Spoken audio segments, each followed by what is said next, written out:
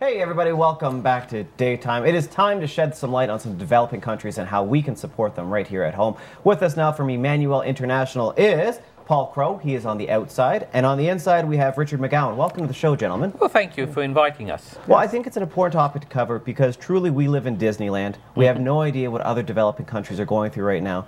Before we talk about the gift-giving program, which one of you gentlemen would like to speak about exactly what Emmanuel International does and the great work it does across the world? I'll let Richard handle that. Take it away, Richard. Emmanuel's in Stouffville, and we've been there from about the 1979. And Paul and I have been involved with them for many years. I retired about 4 years ago, and I came back. Emmanuel helps very poor people around the world. Usually they make between $1 and $5 a day. Yeah. And we do this through the local churches in many different countries. But when people think of developing countries, they hear about Haiti for about 2 years, or maybe not even 2 years, about 6 months until the next big thing happens, and then we stop paying attention to these developing countries. Both of you gentlemen spent a little time in Haiti, correct? That's right, yes. Yeah. What is it like actually being in Haiti currently, or what was it like before being in Haiti? Because we hear stories, but we don't know what it's actually like there.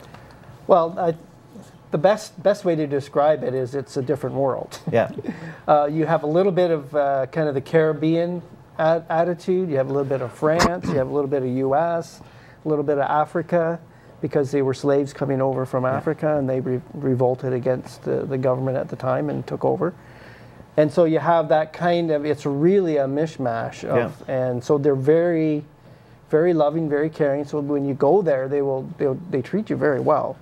But on the other side of it, they have this kind of attitude where, you know, you have to be careful. Yeah. So they're really great people. I loved it when I was there. I spent 2 years there in the countryside, and I really, really loved it. It was great.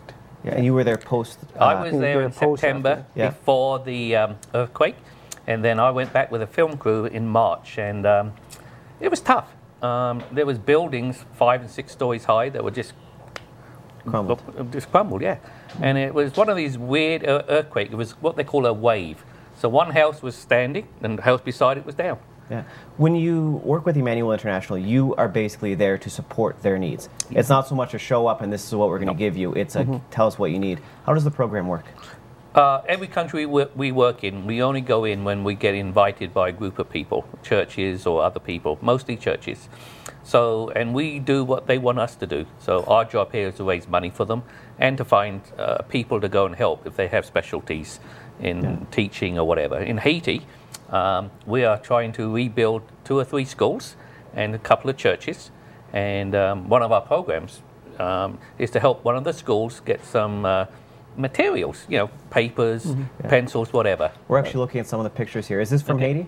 No, that would be, that's Uganda, I believe. Yes. Yes. Okay, so what's happening in this photo here? That's what we call the Community Health Empowerment Program. So this is a program where our partners, EI, and the community come together, and they decide on 3 or 4 people from that community go and get training that we provide at our center in Uganda, in northern Uganda.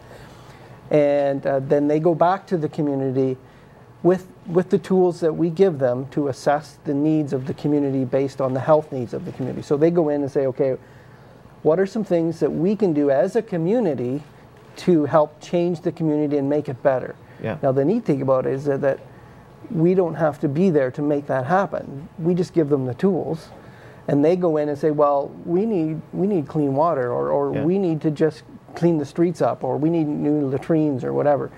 And they decide it, and then they come up with the tools to be able to accomplish it. Now, what does it mean for an impoverished community or a developing community to have the ability to do it for themselves, not have someone else come and save the day? It's their opportunity to create their own community. It's life savings for them. In Malawi, we're trying to, with the help of CEDA, which is our Canadian government, we're going to be rebuilding or building new 90 wells starting next year.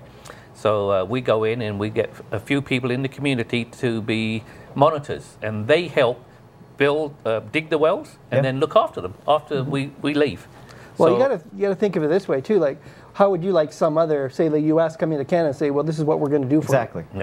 So the idea is, if we can empower them just to do it themselves, we are giving them the resources to do it themselves, and we're not telling them what to do. It is Black Friday. Yes. So a lot of people are buying big screen TVs. But rather than buying a big screen TV right now, how about a clay oven? How about a couple of Bibles for a small church? We don't have a picture of the clay ovens, but that's a really neat one. Do you want to talk about that? Yeah, it's a program we started about a year ago in Tanzania. Yeah. And it uses about 50, 60, 70% less wood. So and what we're doing is teaching people how to build them as a small microfinance business. And then a group of people then sell it into their villages and surrounding areas. So what that does is allows the children to go back to school because they've got to go collect the firewood. It allows mothers to be healthier because of less smoke and it's environmentally friendly because you're using less wood. Okay, so plug. Yeah. Tell me about the online store because it is available right now for anyone to go up and start shopping on. Do you want to talk about it? Or? Well, you know the online store is store.eicanada.org. Yep. We have 6 items on there, so it's really easy. They range from about $15 to $100, so nothing is really expensive. The most expensive is the wells. Yep. The least expensive is we help a program in South Africa where a church needs Bibles, so we just give them Bibles. And so you give $10, we send Bibles to them. It's really simple. If I can just add one thing, please. The one in Malawi, for every $1 you give us, the Canadian government will give us $3. So if you give $100, you're actually helping $400 worth. That's amazing. So It's amazing. You have 30 seconds. One last sales pitch. Why should everybody visit the online store right now? Either one of you, take it. Go ahead. Yeah, no, we're an organization just here in the community, and you can help our organization help people around the world. And we are not that big. We are in about 8 countries in the world, and we do make a difference in their communities. Make a difference without buying a big screen TV, guys. The money is in you to give. All right, more daytime after the break. Please don't go anywhere.